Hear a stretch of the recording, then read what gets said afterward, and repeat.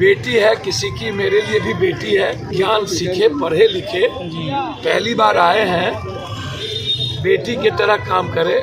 मेरी भी वो बेटी है और बेटी का ही तरह से पढ़ ले, सीख ले, बोल ले, तब आप तो पढ़ाई कर ही रही है। तो उम्र 25 साल है। पप्पू यादव जी कितना पढ़े उनसे ही पूछिए ना। MP हो जाना इज अ डिफरेंट थिंग। और ऐसा कोई नहीं है कि कोई पहली बार गया है तो वो बच्चा है, और कोई 5 बार से गया तो बहुत भारी पहलवान है। नमस्कार, मेरा नाम प्रेम है और आप लाइव स्ट्रीम देख रहे हैं। संभवी चौधरी को लेकर पप्पू यादव का बड़ा बयान। देखिए, पहले तो कहते हैं कि वो हमारी भी बेटी है, पर पढ़िए, लिखिए, सीखिए और जानिए।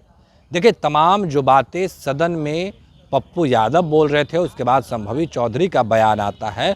उसके बाद किस तरीके से पप्पू यादव तमाम बातों को रख रहे हैं संभवी चौधरी को लेकर, वो हम आपको सुनाएंगे। उसके बाद अशोक चौधरी, देखिए संभवी चौधरी के पिता हैं, पप्पू यादव को जवाब दे रहे हैं और कह रहे हैं कि संभवी भले ही पहली बार सदन गई होगी, पर उनका एजुकेशन क्वालिफिकेशन उलट करके देख ले। उतना ही नहीं, संजय झा को कार्यकारी अध्यक्ष बनाया गया है। तमाम चीज़ों को लेकर हमने बात किया है अशोक चौधरी से, और देखिए किस तरीके से ये अशोक चौधरी हैं जो तमाम बातों को रख रहे हैं। पर पप्पू यादव के बयान पे खूब बोल रहे हैं अशोक चौधरी। दोनों के बयानों को आप सुनिएगा किस तरीके से अपनी बातों को रख रहे हैं। स्पीकर के साथ दुर्व्यवहार का आरोप लगाया है आपके ऊपर। सुनिए, ऐसे लोगों की चर्चा बंद करिए। समझ गए? स्पीकर से कोई बातचीत भी, ऐसे लोगों की चर्चा करने लगते हैं आप। जिसकी चलिए वो बेटी है किसी की, मेरे लिए भी बेटी है। हम उनको कहेंगे कि ज्ञान सीखे, पढ़े लिखे, पहली बार आए हैं, बेटी की तरह काम करे। मेरी भी वो बेटी है और बेटी का ही तरह से विशेष राज्य का दर्जा को चलो तो पहला ही मैंने मीट उसी दिन हो। ये अच्छी बात है, क्योंकि अब आने वाले समय में 1 साल के बाद बिहार में चुनाव है और माननीय नेता उतना समय बाकी राज्यों में नहीं दे पाएंगे। उसने उन्होंने कार्यकारी अध्यक्ष की नियुक्ति की है, और कार्यकारी अध्यक्ष की नियुक्ति होने से हमें लगता है संजय झा की नियुक्ति होने से पैन बिहार, क्योंकि बिहार के जो कार्यकर्ता लंबे समय से इस इच्छा को पाले हुए थे कि हमारी पार्टी राष्ट्रीय पार्टी के रूप में उभरे, उसमें कहीं ना कहीं बिहार की जो एक्टिविटी थी वो कारण बन रही थी। इसलिए संजय झा जी अब दिल्ली में रहेंगे तो हमको समझते हैं कि कार्यकारी अध्यक्ष के रूप में तो जहाँ जहाँ हमारे यहाँ आने वाले चुनाव हैं, हरियाणा है, झारखंड है, इन सब प्रदेशों में कैसे पार्टी चुनाव लड़े, किनके साथ तालमेल हो, इन सब चीज़ों पर बात करेंगे और पार्टी को राष्ट्रीय स्तर पर उभारने में एक अहम भूमिका का निर्वहन करेंगे। और पार्टी का एक लंबे समय से पार्टी के संगठन का काम देख रहे थे, महामंत्री के रूप में देख रहे थे, प्रभारी के रूप में देख रहे थे।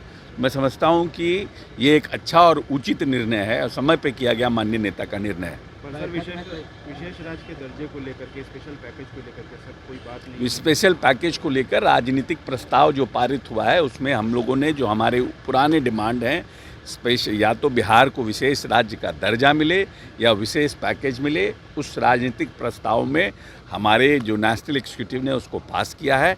और हमारे जो केंद्रीय हमारे जितने भी जो हमारे माननीय मंत्रीगण हैं और जो वहाँ पे हमारे MP गण हैं, वो प्रधानमंत्री जी से बात करके हम बिहार के विकास के लिए भारतीय जनता पार्टी के साथ हैं।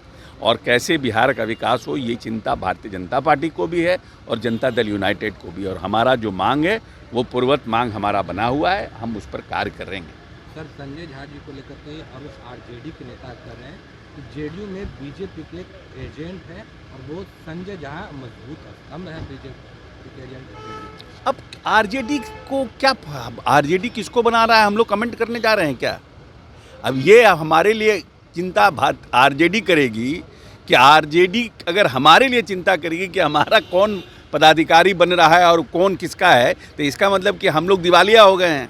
अब RJD के दिमाग से अब हमारा जनता दल यूनाइटेड चलाएं, यही ना आप मतलब RJD चाहती है कि हम RJD से NOC ले करके फिर अपने JDU का जितने लोगों को कमान दिया जाए। तो नीतीश कुमार इतने दिन से जो सरकार चला रहे हैं, संगठन चला रहे हैं, तब तो बेकार है कि कौन किसका एजेंट है, क्या है, ये भी डिसाइड करेगा RJD।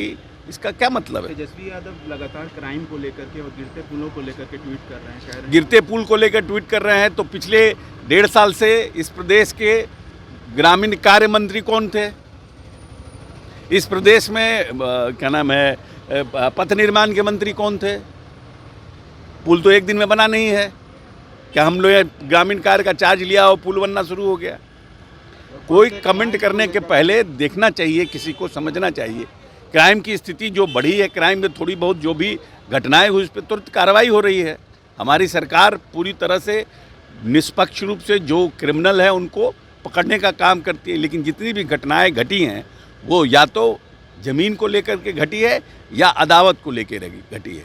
कोई ऑर्गेनाइज्ड क्रिमिनल इस प्रदेश में अभी पैदा नहीं हुआ है जो ऑर्गेनाइज रूप से क्राइम कर रहा हो और उसको सरकार पकड़ने में विफल रही हो। सर, एक सवाल है, संभावित चौधरी को लेकर पप्पू यादव का बयान आया है, वो पहले पढ़ ले, सीख ले और तब बोले। पढ़ ले, सीख ले, बोले, तब आप तो पढ़ाई कर ही रही है। तो उम्र 25 साल है, एमए कर ही ली है दिल्ली स्कूल ऑफ इकोनॉमिक्स से, एलएसआर से ग्रेजुएशन कर ही ली है। पप्पू यादव जी कितना पढ़े उनसे ही पूछिए ना। एमपी हो जाना is a different thing, MP बन जाना इज़ अ डिफरेंट थिंग। पढ़ना क्या पढ़ना है, पहले पूरा क्वालिफिकेशन पढ़े हैं संभवी का, तब बोलें। और ऐसा कोई नहीं है कि कोई पहली बार गया है तो वो बच्चा है, और कोई 5 बार से गया तो बहुत भारी पहलवान है। तो अभी आप पप्पू यादव को भी सुने और अशोक चौधरी को भी सुने। देखिए किस तरीके से पप्पू यादव ने संभवी के लेकर बयान दिए थे। उसके बाद अशोक चौधरी का कहना है कि एजुकेशन क्वालिफिकेशन पलट करके देख ले वो कि क्या पढ़ी लिखी है। 25 साल की तो अभी बच्ची है, अभी पढ़ ही रही है। देखिए ये तमाम जो बातें हैं वो अशोक चौधरी बोल रहे थे।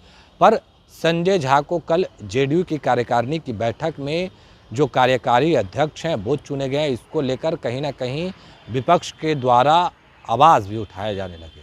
विपक्ष के नेता कर रहे हैं कि बीजेपी के एजेंट हैं संजय झा।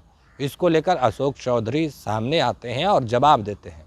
साफ शब्दों में कह रहे हैं कि पार्टी के लिए लगातार काम कर रहे थे, महामंत्री के रूप में उन्होंने काम किया और तमाम जो कार्य हैं वो कहीं ना कहीं जो संजय झा हैं वो कर रहे हैं।